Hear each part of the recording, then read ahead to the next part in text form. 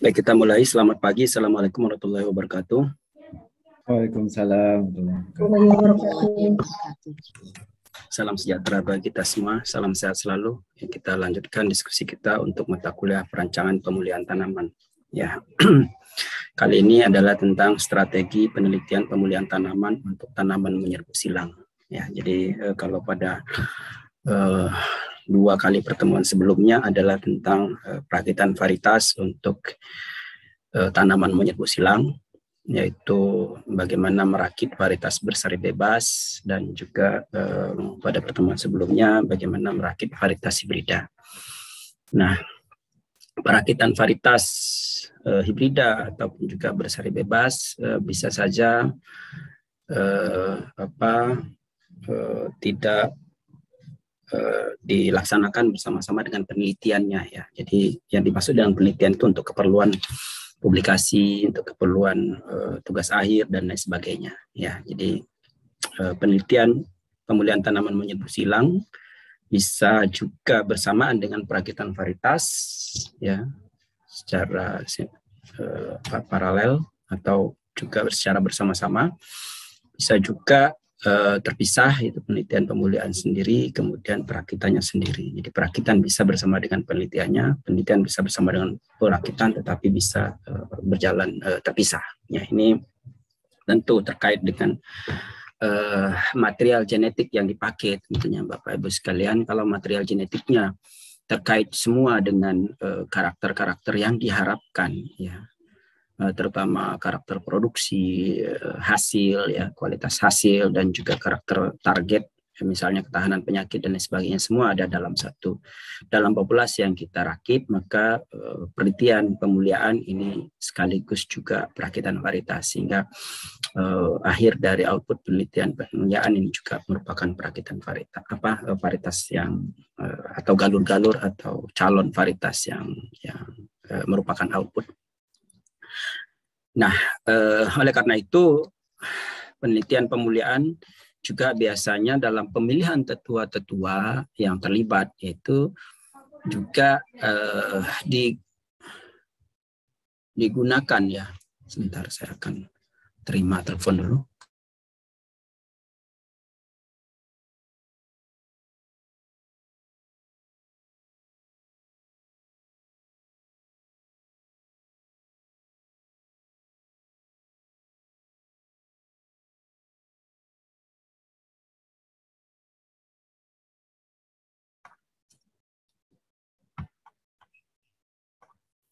Kita lanjutkan. Ini adalah beberapa contoh, ya, bagaimana penelitian di bidang pemulihan, ya, untuk tanaman menyerbuk silang. Contohnya adalah jagung, karena tanaman model yang digunakan, ya, untuk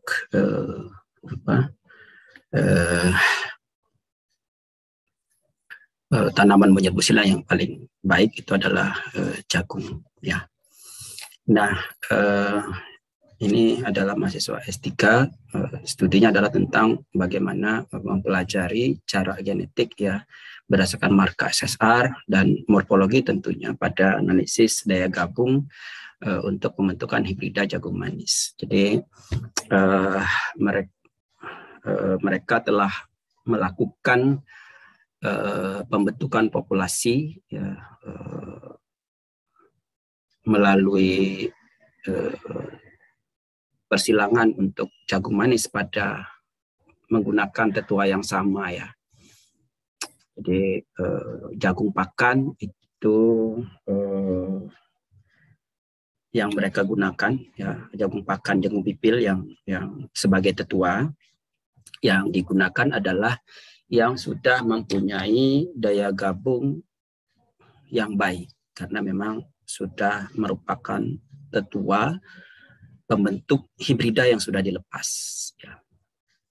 Nah, dari jagung pipil tersebut kemudian akan diperbaiki tingkat kemanisannya menjadi jagung manis, ya. Nah, karena jagung manis ini mempunyai banyak gen pengendali, setidaknya 8 gen pengendali, masing-masing pada kromosom yang berbeda, ya, kromosom nomor nomor 3, nomor 2, nomor 3, nomor 4, nomor 5, nomor 9 dan nomor 10, sehingga akan lebih baik. Ini sebetulnya dirakit tahun 2000-an ya, yang bersangkutan mengerjakan ini sekitar tahun 2008 ya, 2009 sudah diperoleh populasi yang homozigot. Nah, jadi di awal-awal itu informasi tentang jagung manis di Indonesia belum terlalu banyak, sehingga akan lebih aman kalau menggunakan tetua jagung manis yang sama.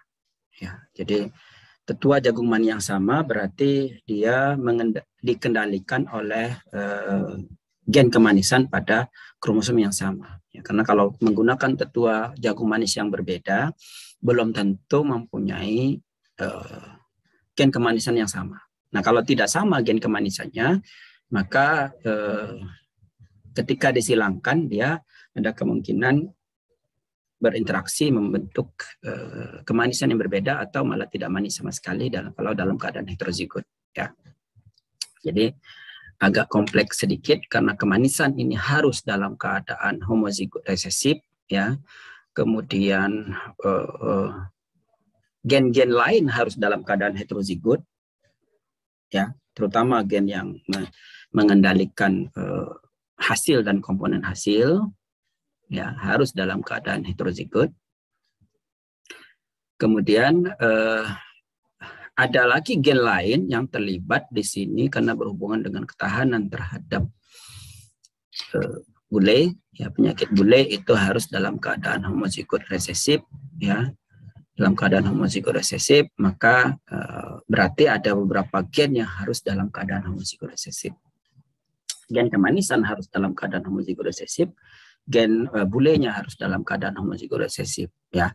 Sementara jagung itu kromosomnya adalah berapa? 10 ya. 10 pasang, berarti kalau ada satu kromosom yang homozigot untuk mengendalikan kemanisan, dan kalau ada satu pasang kromosom homozigot untuk mengendalikan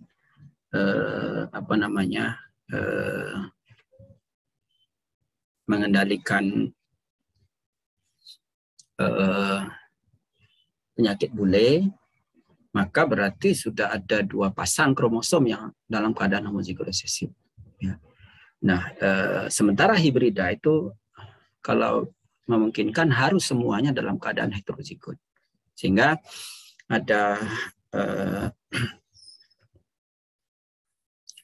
harus betul-betul diyakini bahwa harus seminimal mungkin ya kromosom dalam keadaan homozigot, karena kalau misalnya gen kemanisan ini terpaut juga dengan gen-gen lain dan gen-gen lain dalam keadaan homozigot juga ya, satu kromosom tersebut misalnya di kromosom, kalau kita menggunakan brittle berapa yang paling manis, atau serangkan 2 ini di kromosom nomor 3, maka berarti kalau terpaut juga dengan gen-gen lain, satu kromosom utuh itu harus dalam keadaan heterozigot.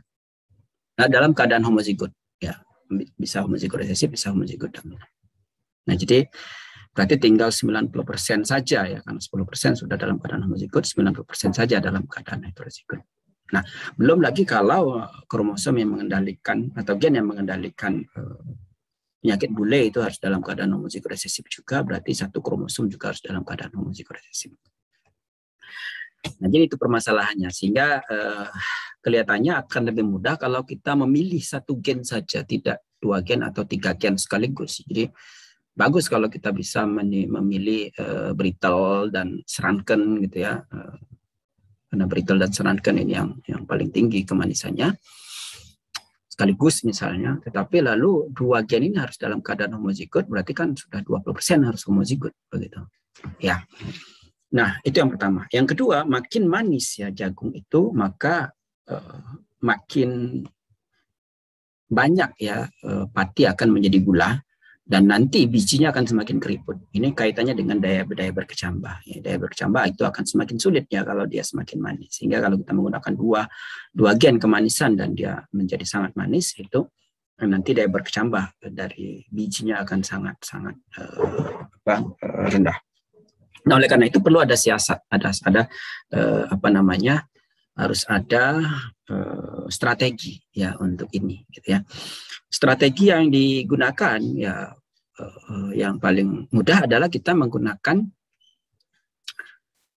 genotipe yang sama. Ini misalnya super sweet ini jagung manis dan super sweet jagung manis. Kemudian satu varietas jagung manis ini digunakan untuk menyisipkan kemanisannya ke tetua pembentuk ya dari jagung pipil tersebut. Ya, dalam hal ini adalah MR11 dan MR12 ya, karena MR11 dan MR12 sudah mempunyai daya gabung yang baik untuk membentuk jagung pipil, jagung pakan begitu. Ya, jadi jagung manisnya disilangkan dengan jagung pipil yaitu MR11. Kemudian juga disilangkan dengan MR12, jagung manis yang sama. Begitu ya. Sekali lagi kita ingin menyisipkan kemanisan pada sumber gen yang sama. Nah, karena sumber gennya sama, berasal dari varietas yang sama, tentu kita tidak ingin kromosom-kromosom yang lain ikut ya masuk ke kedua tetua tersebut. Begitu. Kita harapkan malah sepotong saja kalau bisa. Ya. Kalau tidak bisa ya satu kromosom ya. Satu kromosom utuh itu masuk ke MR11 dan satu kromosom utuh masuk ke MR12. Sekali lagi kalau bisa potongan kromosom saja itu lebih baik. Sehingga setelah adanya persilangan MR11 dengan JM dan MR12 dengan JM juga, maka harus di backcross berkali-kali. Harus di backcross berkali-kali. Ini persilangan pertama, kemudian di backcross ke P1 sebagai MR11 dan tentu tadi saya katakan MR ke P2 sebagai MR12 gitu ya. Di backcross berkali-kali sampai mendapatkan BC backcross keempat ini minimal. Jadi backcross pertama kemudian disilangkan lagi dengan MR11, backcross kedua disilangkan lagi dengan MR11, backcross ketiga silangkan lagi dengan MR11. Saya kira mengikuti metode pemuliaan backcrossing, metode pemuliaan silang balik ya. Dengan harapan bahwa semua kromosom MR11 dan kromosom MR12 ya secara paralel tadi itu sudah kembali semua ya. Tetapi sudah menyisip dengan gen kemanisan sehingga karakter-karakter yang menjadi karakter seleksi ini menjadi sangat penting ya. Menjadi sangat penting sehingga kita harus cek kemanisannya sekaligus juga cek karakter-karakter yang berhubungan dengan MR11 dan MR12. Jadi ketika kita backcross berkali-kali ke MR11 itu dia akan kembali ya kemanis karakter-karakter MR11 namun mengandung kemanisan. Jadi karakter seleksinya adalah biji keriput ya, tetapi sebanyak mungkin karakter MR11 itu tanaman terpilih yang kemudian di backcross ya setiap generasi backcross ya. Setiap generasi backcross itu adalah karakter-karakter utama dari MR11 ini, kemudian tetapi juga keriput. Begitu seterusnya sampai backcross 1, backcross 2, backcross 3. Ya, oleh karena itu berarti P1 MR11 dan P2 MR12 karakteristiknya betul-betul harus diketahui atau ditanam berdampingan agar dia misalnya tahu kira-kira apakah karakteristik dari MR11 itu sudah kembali semua atau belum. Kalau belum di backcross lagi sampai semuanya kembali ya, dan tetapi hanya berbedaannya dengan kemanisan. Jadi MR11 dengan backcross keempat ini dengan BC4 ini mempunyai kemiripan dari segi morfologi, namun perbedaannya hanya dari segi kemanisan. Demikian juga dengan MR12 ya. Semuanya sama, semuanya sangat sama dengan MR12 tapi perbedaannya kemanisan saja. Paham sampai di sini Bapak Ibu semua? Kalau ada pertanyaan silakan langsung.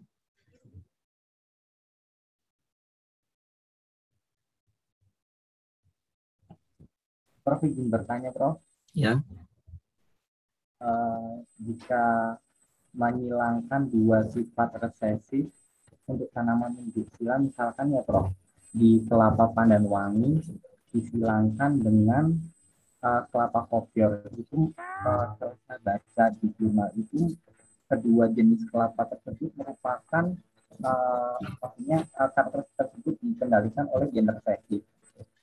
Untuk menjaring gen-gen resesif itu dalam satu individu itu apakah membutuhkan hasil silangan yang banyak atau bagaimana ya Prof? Sedangkan untuk kelapa sendiri satu tandem itu mungkin yang dapat itu hanya maksudnya yang berhasil itu hanya 2-3 biji seperti itu Prof dalam satu tahun. Ya, terima kasih, Sroyan. Nah, ini terkait dengan strategi lain ya. Memang untuk memunculkan karakter itu terlihat pada hasil persilangan maupun backcross-nya, maka populasi yang digunakan harus cukup banyak. Ya, itu yang pertama. Kalau tidak memungkinkan, maka kita harus bisa melacak tentunya ya. Karena kan kalau populasi banyak itu kan kita melakukan seleksi dan dari karakter-karakter fenotip yang muncul gitu ya. Nah, kalau populasinya tidak banyak, maka yang kita harus yakini ya bahwa gen yang akan kita sisipkan sudah masuk ke dalam populasi itu adalah berarti harus menggunakan marker molekuler tentunya begitu ya. Jadi marker molekuler bisa kalau dalam sistem backcross ya bisa gen yang akan kita sisipkan itu yang kita lacak, tetapi sekarang malah bukan gen itu yang dilacak tapi gen backgroundnya, gen yang merupakan tetua-tetua tetua recurrent, bukan tetua donor yang dilacak. Apakah semua gen sudah kembali atau tidak? Nah, sekarang ada teknologi molekuler itu untuk melacak kira-kira apakah tetua recurrentnya sudah berkumpul atau tidak. Jadi ada dua itu, bisa melacak tetua donornya apakah sudah masuk ke situ dan tetua recurrentnya sudah sebanyak mungkin gitu ya. Yang utama adalah tetua donor sudah masuk. Ya, itu jadi dari misalnya hanya beberapa tanaman saja, apakah tetua donornya sudah masuk belum ke tanaman itu? Nah, kalau tetua donornya sudah masuk, maka berikutnya sudah berapa persen tetua recurrentnya yang masuk, gitu ya. Nah, kalau misalnya ternyata tetua donor sudah masuk, tapi tetua recurrentnya belum banyak masuk ke sana, misalnya baru berapa persen saja tidak sesuai dengan persentase peluang yang kita harapkan, maka berarti kita lakukan backcross lagi. Tapi jika tetua donornya tidak masuk dua-duanya, berarti kita harus backcross ulang. Jadi ada backcross lagi atau backcross ulang. Gitu ya. Backcross ulang dari satunya itu untuk memastikan bahwa tetua donor masuk. Backcross kembali kalau kita sudah tahu tetua donornya masuk, tetapi tetua recurrentnya itu masih minim ya yang kembali begitu. Jadi itu. Backcrossnya bisa lebih panjang lagi dari yang kita diskusikan sekarang BC4 atau lebih pendek dari BC4 tergantung dari peralatan kita ya, molekulernya cukup atau tidak untuk mengidentifikasi apakah sudah berapa. Kalau 2 kromosom itu kan berarti 20%, kalau kromosomnya ada 10. Nah, berarti maksimum 80% itu sudah balik atau belum. Kalau sudah balik 80%, maka kita katakan sudah selesai backcross-nya. Atau kalau lebih dari 80%, kita yakini bahwa gen itu sudah menyisip, tetapi lalu dia hanya bagian gen itu saja yang menyisip, tidak semuanya begitu ya. Tidak semuanya kromosom itu yang masuk gitu, hanya bagian-bagian saja dari kromosom itu yang masuk. Itu saya kira, Mas Ryan. Ada lagi yang bertanya yang lain? Silakan.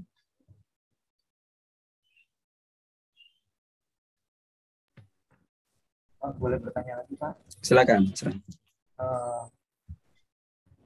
Kita sudah mendapatkan individu tersebut dari 2 karakter.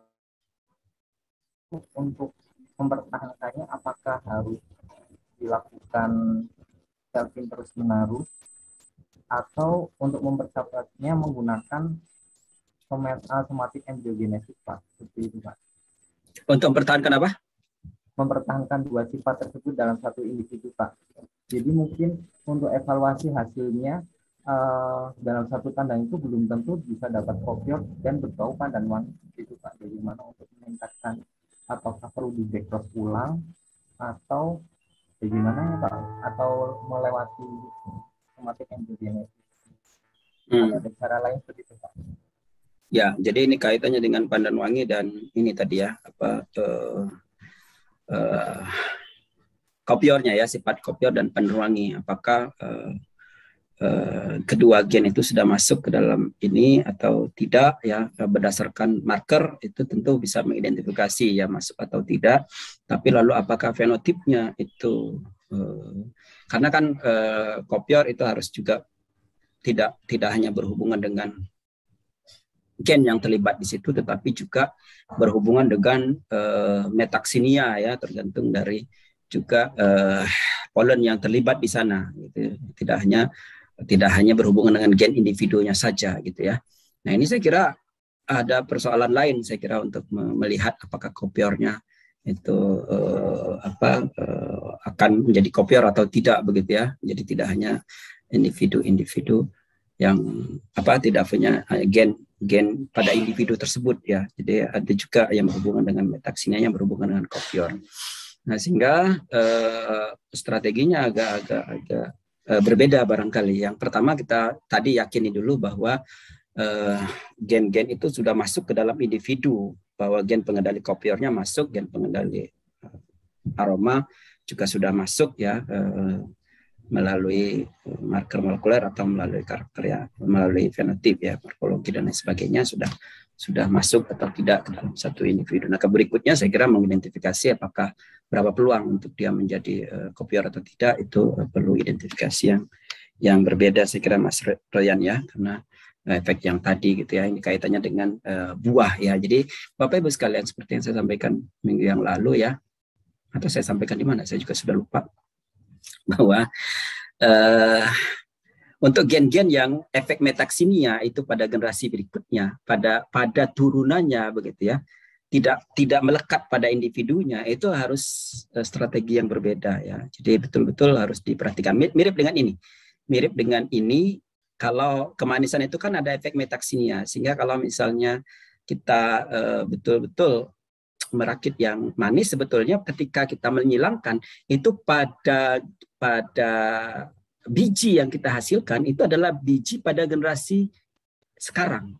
Biji itu adalah individu yang sekarang, sehingga individu yang sekarang kita identifikasi melalui biji yang terbentuk, begitu ya.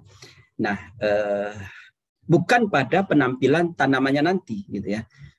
Sehingga kalau kita melakukan persilangan dan bijinya itu sudah manis, maka biji itu adalah biji pada untuk individu yang sekarang akan kita tanam. Jadi kalau biji F2 berarti individu F2. Sementara kalau karakter-karakter lain itu karakter F2-nya itu adalah tanam pada tanaman F2 ya. Nah, kalau biji F3-nya nanti, biji yang dihasilkan dari tanam F2 itu kan biji F3, itu ada sudah generasi berikutnya ya, pada sistem yang menggunakan endosperm, karakter-karakter yang terdapat pada endosperm. Ya, harus perhatikan maju satu generasi ya untuk mengidentifikasi itu. Nah, saya kira kopior juga begitu, karena berupa yang berhubungan dengan endosperm harus hati-hati dengan efek metaksinya itu, gitu ya. Pada generasi mana kira-kira kita melakukan itu? Ya Mas Rian ya. Kalau tambah bingung nanti kita perlu diskusi lebih lanjut barangkali. Prof, boleh satu lagi ya, Prof? Ya. Misalnya sudah dapat ya Prof, dapat individu tersebut, kemudian untuk memperluas penyebaran, bagaimana ya distribusi benih, semisal petani ingin mendapatkan tanaman tersebut, bagaimana ya Prof untuk produksi skala besarnya jika kondisinya seperti itu? Ya, misalnya karena gen kopior itu dikendalikan oleh yang resesif seperti kemanisan tadi begitu ya. Nah, sementara untuk memperoleh ada hal lain saya kira, untuk memperoleh polennya itu harus dalam keadaan juga ada yang heterozigotnya kalau tidak salah ya, bagian itu ya, saya lupa bagian mana, harus heterozigot gitu ya, kalau tidak dia tidak akan bisa gitu ya. Sehingga peluang untuk kopiornya sendiri itu adalah tetap tidak 100% kan begitu ya, karena terkait dengan gen-gen yang berhubungan dengan gen yang lain begitu ya, yang berhubungan dengan yang heterozigot yang lain begitu ya. Nah, untuk mempertahankan dia yang kopior itu tadi bisa yang Mas Royan sebutkan, bisa embrio somatik begitu ya, karena kan harus gen itu gitu ya. Nah, kalau melalui persilangan atau melalui tentu kalau dia buah yang ada itu kan berarti kan ada peluang bahwa dia tidak homozigot resesif lagi kan begitu. Nah, harus mulai diidentifikasi apakah individu yang itu nanti homozigot resesif atau tidak. Sehingga kalau ingin betul-betul itu harus melalui jalur embriosomatik tadi, melalui kultur jaringan begitu ya, agar betul-betul individu itu mengandung homozigot resesif begitu, Mas Royan ya. Mau tidak mau harus melalui jalur itu, karena melalui jalur buah itu harus diyakini bahwa dia individu itu mengandung gen yang homozigot resesif ya, itu berarti kan ada peluang lagi ya, ada peluang yang berbeda yang harus kita identifikasi begitu. Kira-kira gitu ya Mas Royan. Terima kasih. Ya, baik. Ada pertanyaan dari tempat lain? Silakan. Nah, jadi dengan demikian maka sudah mulai tergambar ya bahwa backcross keempat dari populasi yang berasal dari MR11 dan MR12 ya, ini harus diidentifikasi apakah yang pertama dia masih mempunyai daya gabung yang bagus atau tidak, MR11 dengan MR12 terganggu atau tidak ya, antara persilangan MR11 dengan MR12. Itu dulu yang perlu dicek. Bagaimana kita ngecek agar dia terganggu atau tidak? Maka kita perlu cek daya gabungnya. Gitu. Daya gabungnya. Nah, kemudian kita perlu cek juga apakah MR11 dan MR12 itu BC-nya itu terpisah atau tidak. Mempunyai genetik yang beda atau tidak. Nah, oleh karena itu, maka skemanya seperti ini. Yang pertama kita perlu cek marka SSR pada kelompok BC-BC tadi, backcross keempat tadi ya, baik melalui MR11 maupun MR12. Yang kedua kita perlu cek BC tadi melalui daya gabung umum. Analisis daya gabung itu silang puncak ya, melalui tes silang puncak. BC4 ini dites dengan yang bersari bebas, jagung manis yang lain, karena tesnya harus menggunakan jagung manis, berarti yang menggunakan jagung manis yang lain. Kemudian dari jalur MN12 juga perlu kita tes silang puncak. Begitu. Jadi ada kegiatan mengidentifikasi genom yang ada di MR11 dan MR12 itu dekat atau tidak. Nah, dari informasi kedua itu, yang kedua adalah tentu daya gabung dari tes cross. Dari informasi kedua itu, maka kita pilihlah tetua-tetua yang berhubungan, yang jaraknya memang terpisah, tetapi dari jalur F11 dan jalur 12 mempunyai daya gabung yang memang tetap kuat, dan inilah yang dijadikan tetua-tetua untuk mendesain yang mencari daya gabung khusus melalui dialel. Ya. Melalui dialel bisa, atau juga melalui line tester juga bisa. Karena kalau line tester berarti kan yang jalur MS11 sebagai betina, yang jalur melalui MN12 itu sebagai jantan. Nah, tapi Bu Neni dalam hal ini dia menggunakan dialel. Gitu. Nah, sehingga bisa kita lihat di sini ya, ada melalui jalur MR11, melalui jalur MR12, dan ternyata dia ada juga melalui jalur MR4. Jadi selain MR11 ada MR4 yang ikut terlibat, gitu ya. Ternyata berdasarkan marka SSR itu MR12 ini terpisah dengan MR11. Jadi backcross MR11 dengan backcross MR12 ini terletak pada tempat yang terpisah. Nah, ini saya kira informasi yang sangat baik, berarti backcross-nya betul sukses begitu ya, mengembalikan MR11 dan sukses mengembalikan MR12. Nah, kemudian berikutnya dicek juga dari berdasarkan marker molekuler. Nah, berdasarkan marker molekuler ini kayaknya tidak terlalu lengkap ya. Ada MR11, MR12 ini MR11, MR12 ini ada yang tidak sebagus pada kejadian, karena ini morfologi itu banyak karakter-karakter yang mirip begitu ya, sehingga tidak sebaik ya pada keterpisahannya tadi kemiripan ya, koefisien kemiripan ini tidak sebaik pada MR, tidak sebaik menggunakan SSR begitu. Ya. Please lagi.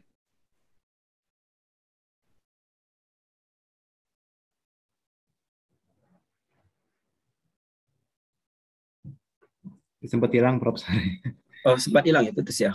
Karena ada telepon masuk. Nggak repot kalau menggunakan. Saya tidak tahu saya menggunakan apa nih sekarang. Kalau menggunakan Wi-Fi, kalau ada telepon masuk, dia akan terputus. Kelihatannya saya menggunakan Wi-Fi. Harusnya saya menggunakan LAN ya.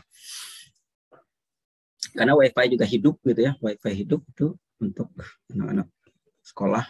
Kayaknya saya menggunakan Wi-Fi. Sehingga kalau telepon masuk, dia akan berhenti. Tidak ada telepon, makan saya stop teleponnya.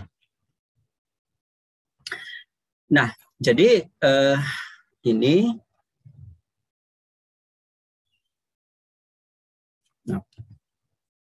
kelihatannya ada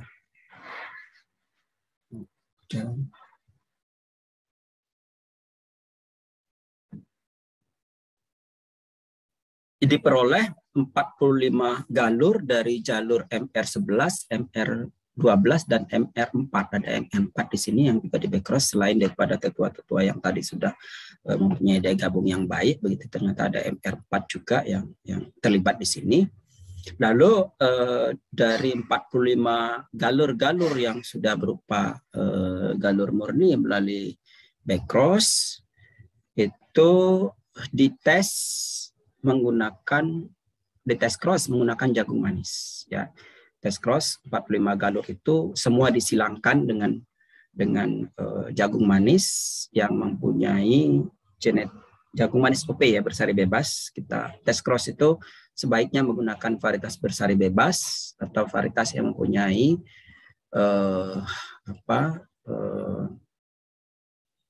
genetik yang berbeda-beda, begitu ya. Varietas lokal biasanya seperti itu, heterozigot heterogen namanya,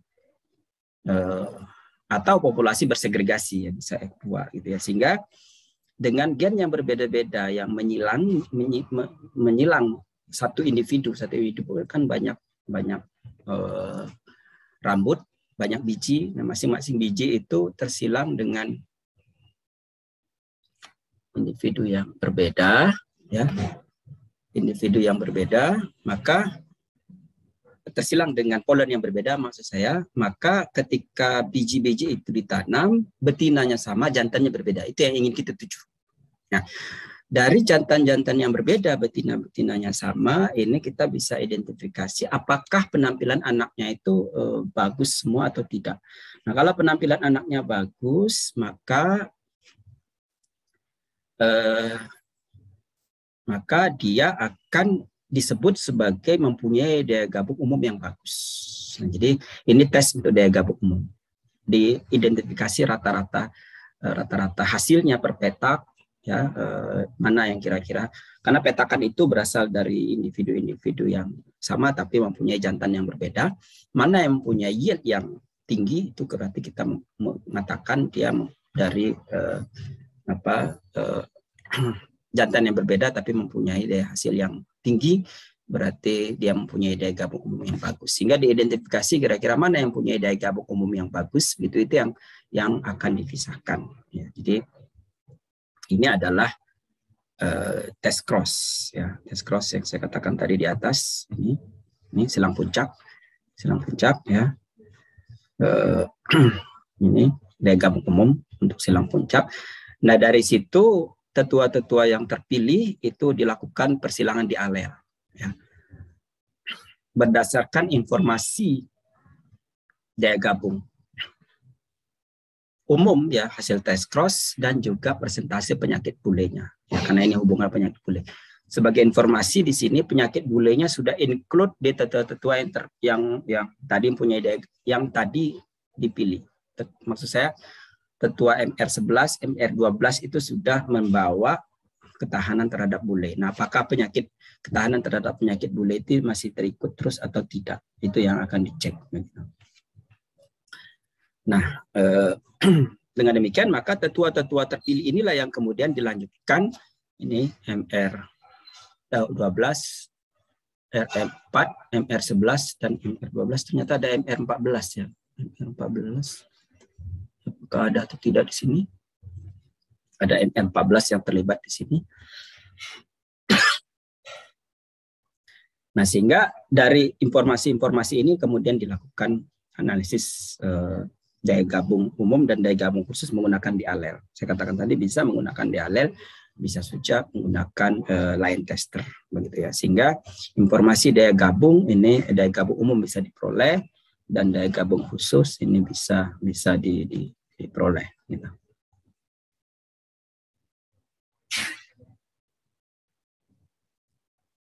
Daya gabung umumnya adalah seperti ini, daya gabung khususnya adalah seperti ini. Ini adalah contoh saja ya Bapak Ibu, kalau ingin tahu lebih lanjut tentang penelitian ini bisa membaca disertasi dari Bu Neni. Jadi yang saya sampaikan tadi adalah urut-urutan apa yang dikerjakan oleh Bu Neni dalam rangka untuk studinya dan juga sekaligus juga perakitan varietas yang tahan terhadap bule dan mempunyai kandungan kemanisan yang tinggi.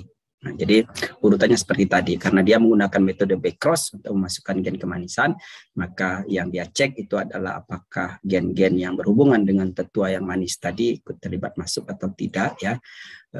Itu dulu yang dia cek melalui SSR, melalui morfologi, kemudian dilakukan top cross itu dalam rangka untuk mempelajari daya gabung umumnya apakah sudah kembali atau tidak. Nah, kemudian dari tetua-tetua yang berbeda tadi, kemudian dia akan cek untuk menggunakan dialel. Nah, dari dialel ini dia dapatkan yang mempunyai daya gabung umum yang bagus, daya gabung khusus yang bagus, dan sekaligus dia mendapatkan yang mempunyai produktivitas yang tinggi, ya, produktivitas yang tinggi karena dibandingkan dengan pembandingnya banyak, ada sweet boy, manis madu, biji emas, ciataisid, pulut manis, SG, ada 6 ya, ada 6 tetua yang terlibat ya untuk mengecek kira-kira mana yang dipilih yang mempunyai produktivitas yang lebih baik dibandingkan dengan 6 varietas pembanding tersebut, baik itu yang bersari bebas maupun yang hibrida. Ada pertanyaan sampai di sini Bapak Ibu?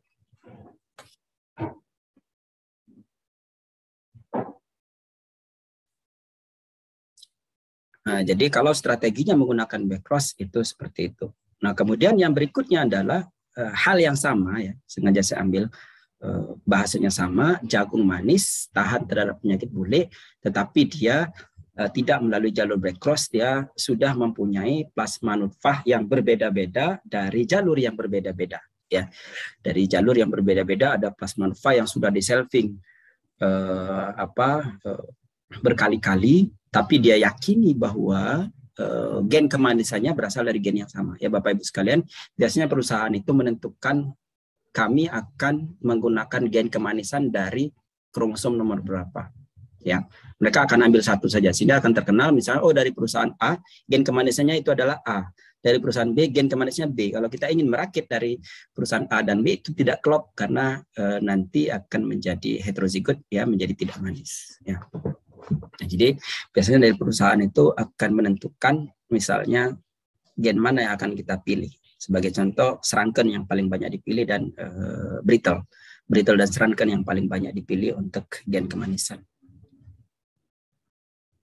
Nah, dari populasi yang sudah ada ya, maka ini ada 74 ya, 74 galur ya jagung manis yang ada itu akan arahnya kepada ketahanan terhadap bule dan produktivitas, sehingga dilakukan penapisan 74 galur ya, 74 galur dari background yang berbeda-beda begitu ya. Kemudian diambil 7 galur terseleksi berdasarkan ketahanan terhadap bule ya, karena ketahanan terhadap bule harus homozygous recessive, maka dari 7 galur yang tahan terhadap bule itulah yang kemudian dilakukan persilangan di alel ya, sehingga daya gabung umum dan daya gabung khusus dari 7 tetua. 7 kali 6, 42 ya, 42. Kemudian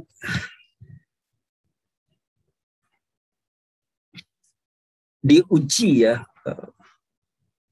di alelnya itu 42 dibandingkan dengan paritas pembanding ya, ketahanan terhadap kulitnya, dan juga dievaluasi daya gabung umum, daya gabung khususnya di 2 lokasi ya Bapak Ibu sekalian, sehingga pada saat pembentukan populasi di sini itu 7 dikali 6 plus tetua dan kemudian ada pembanding, itu harus bisa digunakan untuk evaluasi daya gabung penyakit bule. Benihnya harus cukup, juga harus bisa ditanam di 2 lokasi dengan 3 ulangan misalnya di 2 lokasi, sehingga produksi benih pada saat pembentukan populasi full di alel, ini full di alel 7 kali 6, 42 ya silangan, itu harus mencukupi untuk 3 populasi tersebut. Ini yang dilakukan oleh Pak Aziz ya. Pak Aziz menyilangkan 7 dikalikan 6 ya untuk 3 keperluan ini ya. Keperluan pertama untuk penyakit bule, keperluan kedua untuk penanaman mendapatkan informasi sifat agronom di 2 lokasi. Nah, ini yang tadi 74 genotipe yang digunakan, lalu di screening ketahanan terhadap penyakit bule ya. Karena ini untuk studi pewarisan sekaligus ya untuk daya gabung umum, daya gabung khusus, maka tetua-tetua yang dipilih dari 74 ya 74 galur murni ini itu adalah yang mewakili tahan ya, rentan dan medium. Tahan, rentan dan medium. Sehingga dipilihlah ini. Yang sangat tahan ini adalah yang nomor 2, yang tahan ini masih di bawah 30% ya. Ini yang medium. Kemudian ini adalah yang rentan yang di atas 80% terserang. Boleh. Nah, tentu Bapak Ibu harus bisa juga, karena ini pengujiannya di lapangan ya Bapak Ibu, sebulan pertama itu 2 atau sampai 2 bulan pertama, tentu juga harus dikombinasikan dengan teknik pengujian di lapangan ya Bapak Ibu. Kita tidak bisa menginokulasikan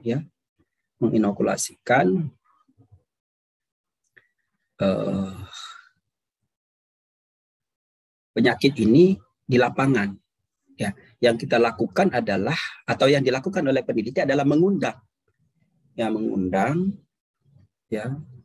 inokulum itu akan mampir, sehingga yang ditanam duluan adalah yang rentan. Yang rentan ditanam duluan, kemudian diidentifikasi bulenya jenis apa begitu ya. Baru sebulan kemudian ditanam tanaman ini ya. Tanam ini untuk sebagai sumber ya, inokulum ya, sebagai sumber penyakitnya.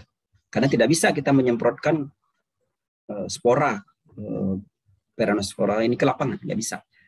Jadi yang dilakukan adalah menanam yang rentan, kemudian berikutnya adalah menanam tanaman itu di sekelilingnya. Itu dengan saya kira ada desain sedemikian rupa. Nah, ini indikator itu adalah P12, unit 12, kemudian tahan. Kemudian ada indikator rentannya di sini, ada indikator sangat rentan, agak rentan, dan indikator sangat rentan di sini.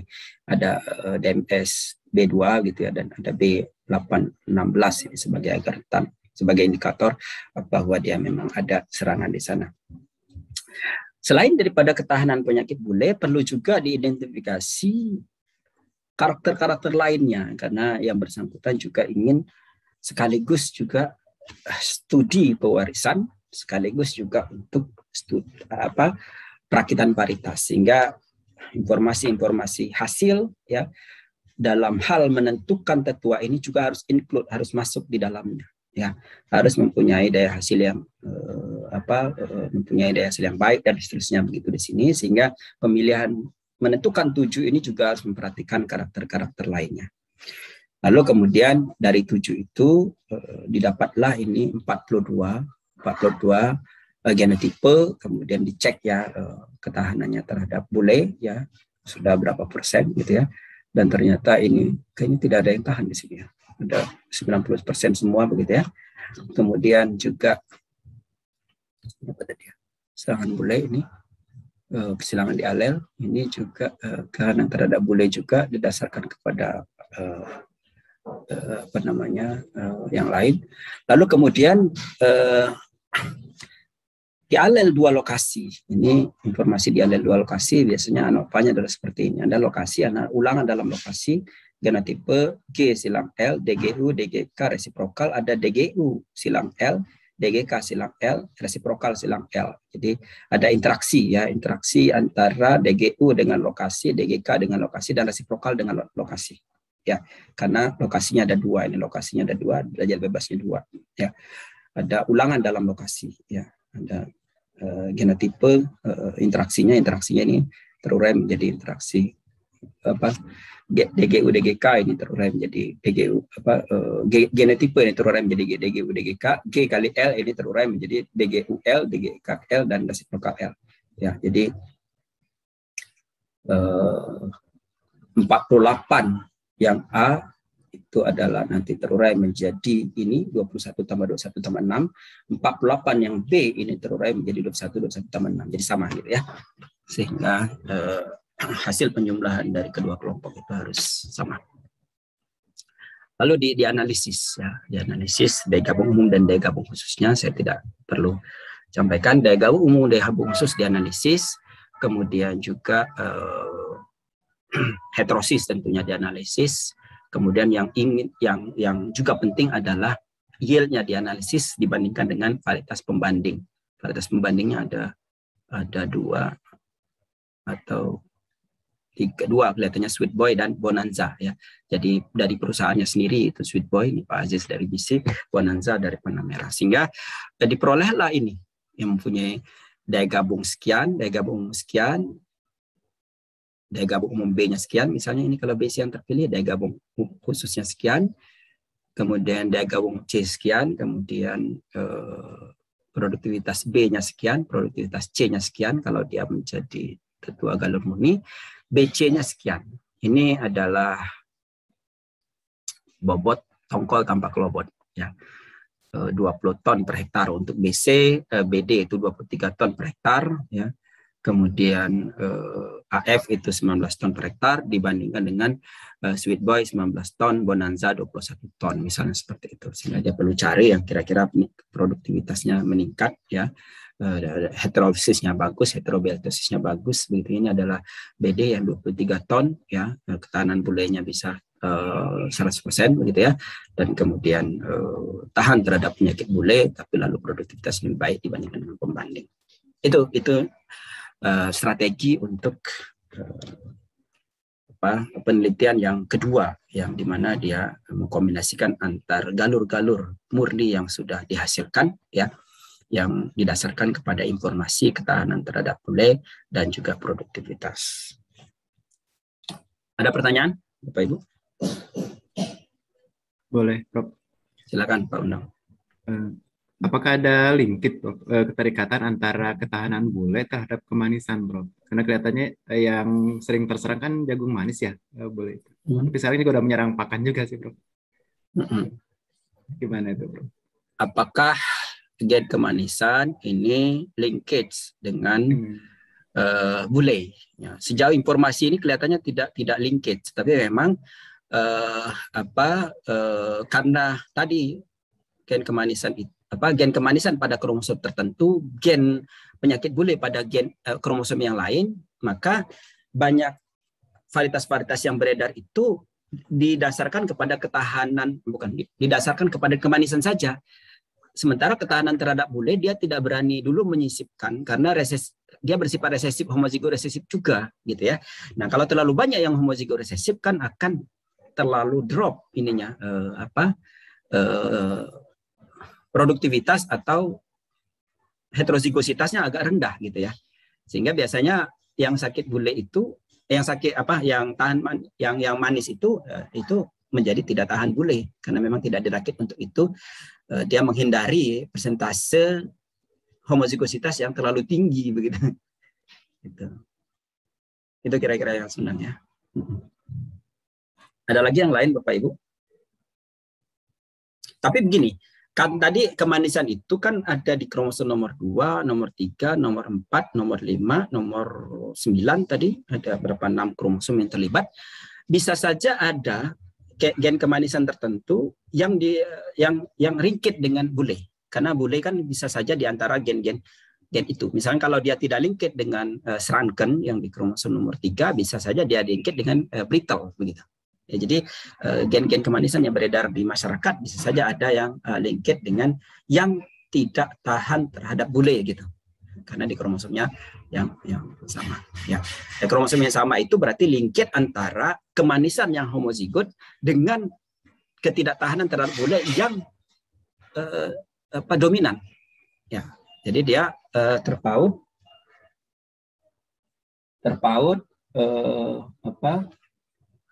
secara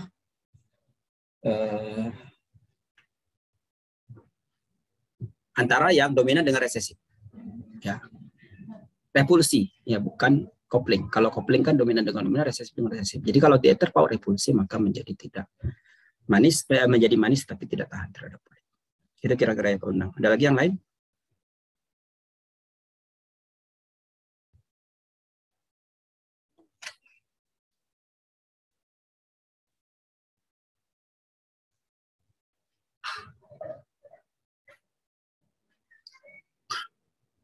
Nah, jadi selain daripada itu, mating design yang dipakai kan bisa menggunakan di alel begitu, kemudian bisa juga menggunakan North Carolina 1, 2, bisa juga menggunakan line tester ya. Jadi kalau menggunakan North Carolina 1, North Carolina 2 itu berarti populasinya adalah di awal dalam keadaan heterozigot ya. Nah, jadi karena populasinya heterozigot, maka menggunakan line tester, menggunakan North Carolina 1 dan North Carolina 2. North Carolina 1 itu seperti ini. M1 itu adalah male jantan dan female betina P1 ya. Sehingga setiap satu jantan ini bersilang dengan 3 betina. Ya, ini saya kira tidak masalah, tinggal berbagi polen saja. Ya. Setiap ini kalau kita bicara populasi bersegregasi berarti individu-individu. Ya, setiap individu dengan individu yang lain, bukan populasi-populasi. Jadi misalnya F2 ini pada F2 itu maka setiap individu DM yang sebagai jantan ini bersilang dengan 3 individu betina sehingga dia berbagi polen. Ya, ini berbagi polen. Maka betina di dalam jantan sumber anovanya. Ini kalau menggunakan model acak. Ya Bapak Ibu sekalian, Bapak Ibu harus juga paham mengenai model acak dan model tetap. Nah, dalam hal ini model acak berarti kita ingin menduga nilai heritabilitas, ingin menduga oksigen dan lain sebagainya. Sementara kalau model tetap, Bapak Ibu bisa menduga daya gabung saja. Daya gabung itu adalah model tetap. Sehingga daya gabung umum, daya gabung khusus. Untuk mengetahui informasi daya gabung umum, daya gabung khusus, itu bisa menggunakan model tetap. Tapi kalau informasi daya gabung umum, daya gabung khusus itu digunakan untuk mempelajari studi genetik, maka dia harus menggunakan model acak. Ya. Nah, kemudian bisa juga menggunakan North Carolina 2. North Carolina 2 ini saya kira tidak hanya pada, karena pada jagung ini agak sulit karena betinanya harus bersilang, misalnya ini, female-nya harus bersilang dengan 3 jantan misalnya. Ini tidak mungkin karena, bukan tidak mungkin, ya, agak sulit karena berarti harus tongkolnya lebih dari 1 ya, bertongkol banyak ya. Jadi harus minimal tongkolnya 3 begitu ya untuk bisa betina bersilang dengan 3 jantan yang lain. Nah, kemudian ini sering dipakai untuk kelapa sawit. Ya, kelapa sawit itu biasanya menggunakan North Carolina 2. Kenapa kelapa sawit tidak menggunakan dialel? Karena kalau dialel kan bisa bolak-balik begitu ya. Bisa sebetulnya menggunakan dialel 2 gitu ya, dialel tipe 2, tetapi saat dialel itu adalah untuk yang berupa galur murni. Sementara kelapa sawit tidak galur murni. Bisa juga menggunakan line tester kalau galur murni. Sementara kelapa sawit tidak berupa galur murni, sehingga yang paling sering dipakai kalau Bapak Ibu di perkebunan yang di Indonesia, saya kira rancangannya semuanya menggunakan konsultan dari Prancis, maka yang paling sering dipakai adalah North Carolina 2, rancangan persilangan 2, di mana ada kelompok sebagai betina, ada kelompok sebagai jantan. Kelompok sebagai betina itu adalah dura, kelompok sebagai jantan itu adalah piscifera. Ya, jadi maka sekelompok jantan disilangkan dengan sekelompok betina. Ya, jadi ini satu kelompok betina bersilang dengan satu kelompok jantan bersilang dengan 4 kelompok betina. Ya, kemudian satu kelompok betina bersilang dengan 4 kelompok jantan. Ya, jadi apa namanya dua kelompok seperti ini. Jadi saya kira mirip dengan percobaan faktorial atau juga mirip dengan line tester analisis. Ya, jadi line tester juga seperti ini. Ya, atau faktorial juga kalau di perikanan itu faktorial juga bisa seperti ini. Sehingga perancangan persilangan 2 ini untuk kelapa sawit ini sering sekali dipakai sekali lagi. Dan ini saya kira kalau menggunakan model acak kita bisa menggunakan ini sumber keragamannya adalah blok jantan betina kali jantan, ini sangat mudah. Sehingga kalau kita menggunakan listing menggunakan SAS tinggal A kali B ya sudah ya. Nah, kemudian tentu ini nilai harapan. Kalau ada nilai harapan seperti ini ya Bapak Ibu sekalian, maka berarti menggunakan model acak ya, bukan menggunakan model tetap ya. Nah, kalau menggunakan model tetap, saya kira kalau akan mempelajari di alel itu harus menggunakan model tetap. Maksud saya bukan di alel. Kalau ingin mempelajari daya gabung umum, daya gabung khusus, maka dia akan menggunakan model tetap. Karena informasi daya gabung khusus dan daya gabung itu adalah melekat pada individu-individu yang akan dipelajari. Jadi individu-individu itu apakah mempunyai daya gabung umum yang baik atau tidak. Ya. Nah, itu berarti menggunakan model tetap. Tetapi kalau informasi daya gabung umum, daya gabung khusus itu nanti digunakan untuk mempelajari aksi gen, studi genetik, maka itu menggunakan model acak. Ya. Nah, informasi yang sama itu kita gunakan juga untuk line tester tadi. Line tester kan sama ini ya caranya.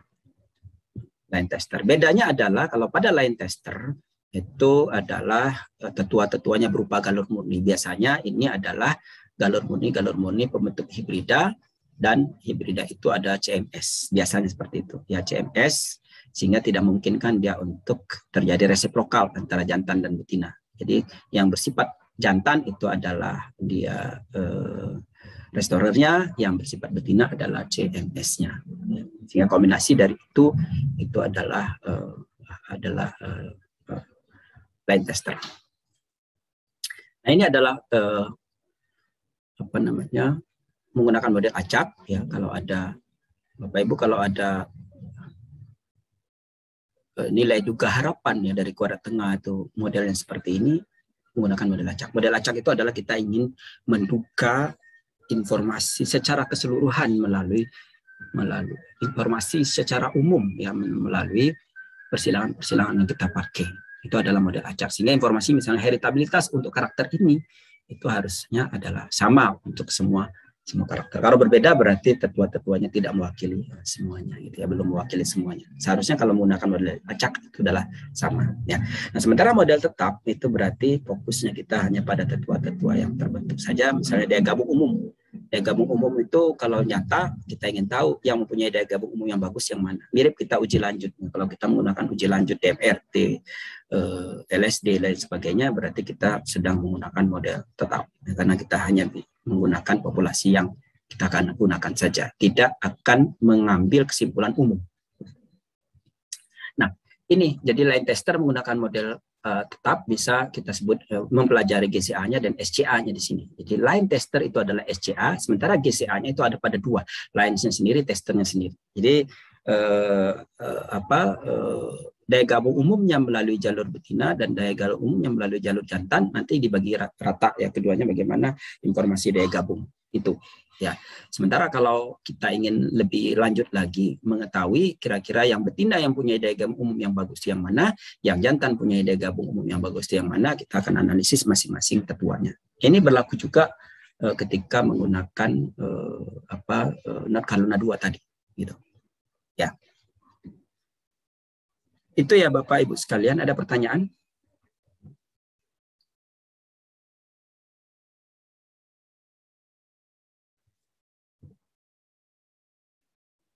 Tentu analisis mating design yang lain itu bisa juga dipakai. Tapi yang utama itu adalah di alel, North Carolina 1, 2, bahkan North Carolina sampai 3 itu bisa, dan line tester. Ya, ini yang sering dipakai pada tanaman menyerbuk silang. Ya, di alel kalau dia berupa galur murni. Kalau saya lihat di kelapa sawit belum ada yang menggunakan di alel.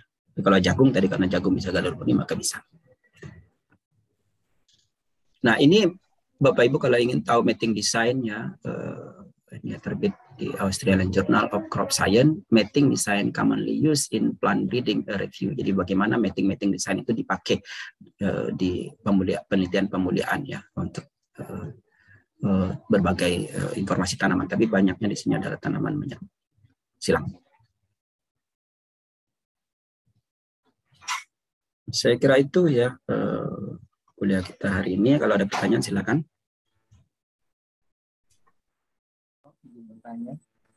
Silakan Mas Royan. Apakah kondisi dari tanaman itu masih vegetasi atau apakah tetap ditanam dengan ulangan atau bagaimana ya Prof? Yang mana nih? Tanaman mungkin Prof. Misalkan di F2 seperti itu. Oke, kalau di F2 tentu individu-individu itu berbeda-beda, begitu ya, mempunyai genetik yang berbeda-beda. Nah, F2 disilangkan dengan F2 yang lain dalam membentuk North Carolina 1 atau North Carolina 2, maka populasi-populasi itu kan tentu menunjukkan keragaman, ya, antar di dalam hasil persilangan itu tentu menunjukkan keragaman. Nah, maka dia menggunakan desain North Carolina. Ya, tidak bisa menggunakan di alel. Kalau menggunakan di alel, populasi-populasi terbentuk nanti itu adalah populasi-populasi yang beragam di dalamnya. Karena tetua-tetuanya beragam gitu. Sehingga North Carolina 1, North Carolina 2, North Carolina 3 itu memang mengantisipasi keragaman yang terbentuk di populasi-populasi yang terbentuk gitu. Jadi maka pada tanaman menjadi silang seperti kelapa sawit tadi menggunakan North Carolina 1, North Carolina 2 atau North Carolina 3, tidak menggunakan di alel karena dia bukan berupa galur murni gitu. Sekali lagi karena berarti F1-nya beragam. Populasi-populasi beragam tadi yang dikumpulkan menjadi satu memang seperti itu dalam bentuk ulangan begitu. Ya. Terima kasih Prof. Ya, sama-sama. Ada pertanyaan lain? Ini Prof, memang untuk tanaman menyerbuk silang ini kelihatannya sangat kompleks gitu dalam hal perakitan varietas, kemudian manajemen, istilahnya manajemen pemuliaannya itu dibandingkan dengan tanaman menyerbuk sendiri yang saya perhatikan dari kemarin itu luar biasa gitu, apalagi dan memang ternyata memang kalau tanaman menyerbuk silang itu ke hibrida itu lebih mudah ya dibandingkan yang komposit seperti meskipun katanya komposit untuk negara berkembang itu lebih mudah penyilang, tapi kenyataannya pembuat OP itu jauh lebih sulit daripada hibrida. Jadi Anda punya kalau saya perhatikan seperti itu, Prof. Membuat hibrida lebih mudah malah ya seperti itu berbanding terbalik dengan tanaman menyerbuk sendiri seperti itu. Dan itu tantangan luar biasa gitu menurut saya gitu yang berkecimpung di tanaman menyerbuk sendiri. Dan mungkin saya ingin konfirmasi tadi disampaikan yang melalui jalur tadi kan ada jalur yang pertama itu yang backcross ya. Backcross. Kemudian sama Mas Aziz itu melalui ini yang penapisan dulu baru ada pengujian. Cuman saya ingin konfirmasi yang untuk evaluasi daya gabung dan heterosis karakter hasil kan tadi dikatakan dilakukan di 2 lokasi. Lokasinya itu yang seperti apa, Prof? Apakah harus distinct atau itu sekedar untuk mengetahui DGU, DGK-nya untuk interaksinya seperti itu, Prof? Mohon konfirmasinya. Bagus ya pertanyaannya Mbak Wage ya. Jadi ini kan agak kompleks sebetulnya tadi saya katakan ya, sehingga Mas Aziz itu tidak berani lokasi satu yang betul-betul endemik endemik bule, lokasinya free 2 nggak bisa dia, makanya jadi 3 tadi. 1 yang memang khusus bule, agar karena kalau misalnya dia gabung bisa saja untuk karakter-karakter itu tidak dapat Mbak. Jadi karakter hasil kalau misalnya dia nanam di velasi gemik itu tidak dapat nanti dia. Sehingga dia menganalisis sesuatu yang terpisah gitu ya. Jadi karena ini berhubungan dengan yield itu tidak akan diperoleh kalau dia terserang penyakit bule gitu ya. Nah, idealnya memang untuk tanaman lain saya kira kalau nanti tanaman lain itu tetap menghasilkan hasil yang bagus begitu ya. Hasil panen yang bagus walaupun terserang atau setidaknya masih ada datanya, kita satu lokasi itu adalah yang endemik, satu lokasi yang free misalnya, sehingga kita bisa melihat pola interaksinya seperti apa begitu ya, dan pola penurunan hasil seperti apa begitu ya. Nah, khusus untuk bule sebulan kalau dia sudah terserang bule, bulan kedua udah selesai tidak ada hasilnya, sehingga memang tidak akan ada data untuk hasil gitu. Termasuk juga data-data untuk karakter vegetatifnya sudah sangat minim datanya. Sehingga oleh karena itu dia untuk dua lokasi itu yang pertama dia harus free bule dulu. Dalam keadaan free bule, tidak ada bule sama sekali untuk mempelajari daya gabung, umum daya gabung khusus untuk yield dan komponen hasil yang lain, semua sifat agronomi. Yang kedua, lokasi ketiga tentunya. Lokasi ketiga memang harus bule. Betul-betul lokasi yang memang bulenya banyak di situ begitu ya. Sehingga dia memang betul-betul hanya mempelajari bule saja. Nah, mau tidak mau semacam settle breeding jadinya. Settle breeding kan seperti itu juga ya, Bapak Ibu harus menguji di tempat yang sangat sekarat.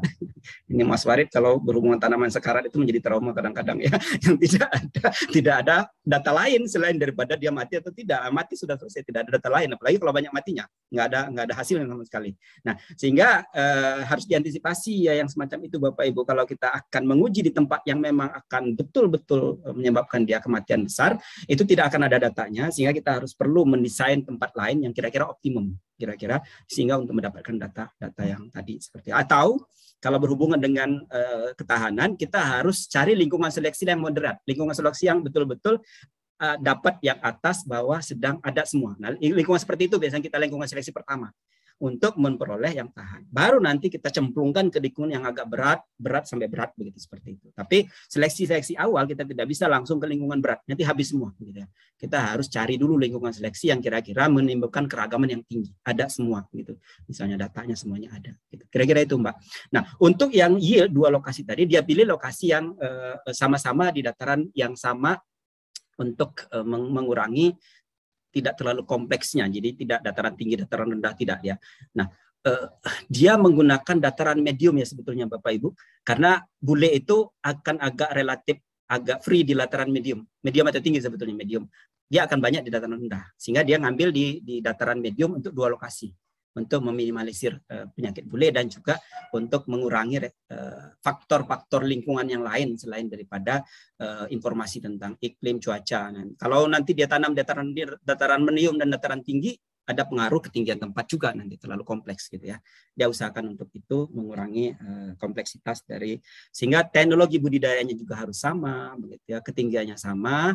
Yang membedakan adalah misalnya curah hujan atau iklim atau faktor-faktor lain yang perlu dicatat. Saya kira faktor apa saja yang mempengaruhi sehingga ada pola interaksi yang kemungkinan akan terjadi nantinya. Itu kira-kira Mbak Wage. Makasih atas pertanyaannya. Baik Pak. Ada lagi saya kira dari pertanyaan Mbak Wage tadi kita jadi diingatkan lagi hati-hati dengan lingkungan target berhubungan dengan penyakit. Apalagi kalau itu berhubungan dengan tesis disertasi tentunya. Berhubungan dengan disertasi Bapak Ibu semua ya. Hati-hati dalam memilih lingkungan seleksi untuk ketahanan penyakit. Bisa jadi tidak dapat data semuanya, tidak dapat data padahal itu adalah hasil persilangan. Kalau tetua sih bisa ditanam ulang. Tapi kalau persilangan yang sudah dibentuk lama gitu tiga misalnya F1, F1R, BCP1, BCP2 ketika ditanam blek habis semua ulang dari awal rasanya gimana gitu ya. Jangan sampai terjadi seperti itu maksud saya ya. Nah, jadi itu menjadi perhatian kita. Iya, Prof. Angkat topi buat pemulia bersari bebas, Prof. Dan kalau Pak Aziz kan mereka punya tenaga di sana, punya banyak anak buah sehingga menyilangkan 7 kali 6 Bapak Ibu ya. Nah, yang pada minggu sebelumnya 9 kali 8 ya. 9 kali 8 itu luar biasa ya. Bapak Ibu 7 kali 6 itu Pak Aziz kalau tidak salah itu sebetulnya adalah 2 kali lipatnya Bapak Ibu. Jadi 14 kali 13 totalnya. Tapi kan saya bilang kita harus mengerucut kepada hal yang tidak mungkin kita menggunakan 14 kali 13. Mengapa dia menggunakan 14 kali 13? Karena waktu terbatas. Dia punya S2 cuma 4 tahun dibiayai oleh itu. Sementara dia harus mengerjakan 2 tahapan. Tahapan pertama screening, tahapan kedua adalah dialel. Nah, tahapan pertama screening itu sekaligus dia melakukan persilangan. Karena kan informasi screening kan harus dapat dulu baru dialel. Berarti kan 1 musim. Maka dia motong 1 musim dengan cara adalah mengerjakan 14 kali 13. 14 kali 13 kita prioritaskan 7 kali 6. Jadi data dia F1 itu sebetulnya benihnya itu adalah 14 kali 13 kali 2 lokasi kali 1 untuk ketahanan. Saya tidak terbayang itu berapa banyak itu yang dibentuk gitu ya. Nah, tapi mereka punya sumber daya, punya biaya, punya lahan, punya tenaga kerja. Kalau kita yang tidak punya itu semua harus memikirkan bagaimana strateginya. Artinya seawal mungkin kita harus mulai bekerja ya, jangan di semester 3 atau semester 4 kalau terlalu lama nanti. Baik, ada lagi yang lain Bapak Ibu? Ya memang akan mudah ya kita bekerja dengan menyebut sendiri ya. Iya, iya. Tanam itu dibaris-bariskan, aman dia nggak akan kawin. Aman. Lewat 1 meter sih udah nggak akan kawin, gampang kita lakukan seleksi antar mudah sekali gitu. Namun menyebut silang nggak seperti tongkolnya itu. Juga. Tadi kan kemarin kan kita sudah sampaikan juga minggu yang lalu bahwa memilih itu menyeleksinya harus 2 tahap. Tahap pertama sebelum selfing kita lihat dulu karakter-karakter vegetatif, selfie yang lebih banyak, kemudian baru kita seleksi tongkol yang bagus. Itu berarti baru ngurangin kira-kira jumlah tongkol yang mana akan kita bawa. Gitu. Nah, belum lagi ada efek metaksinia. Kalau jagung manis kan metaksinia, sehingga kita harus betul-betul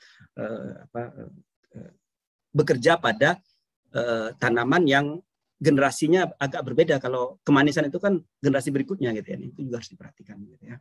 Karena polen asing itu bisa sangat mempengaruhi kemanisan. Nah, ditambah lagi kalau ingin ada di warna-warni kan sudah manis harus warna-warni. Sementara warna-warni tidak mungkin bentuknya hibrida kan gitu kemarin kan kita sudah. Sementara permintaan konsumen begitu waktu ramenya kan jagung warna-warni itu mereka langsung minta inginnya warna-warni dan manis. Nah perusahaan harus bikin seperti itu. Nah, gitu. Sehingga kami di TPT ketika ada yang minta melindungi yang hibrida jagung manis tapi warna-warni. Tapi kita lihat keragamannya akan tinggi gitu ya. Karena dia merahasiakan hibrida tetua itu pasti yakin saya tidak galur murni tetuanya A dan B itu. Karena kalau galur murni tidak mungkin bentuk warna-warni di F1 gitu. Baik, ada lagi pertanyaan Bapak Ibu? Terima kasih atas perhatian Bapak Ibu semua ya. Kalau tidak ada lagi kita lanjutkan minggu depan. Mungkin rekamannya agak terlambat sedikit karena ada 2 kali rekaman. Saya harus gabungkan dulu yang melalui software sehingga nanti baru saya posting hasil diskusi kita pada hari ini. Terima kasih sekali lagi dan mohon maaf kalau ada kurangan. Assalamualaikum warahmatullahi wabarakatuh. Waalaikumsalam. Waalaikumsalam warahmatullahi wabarakatuh.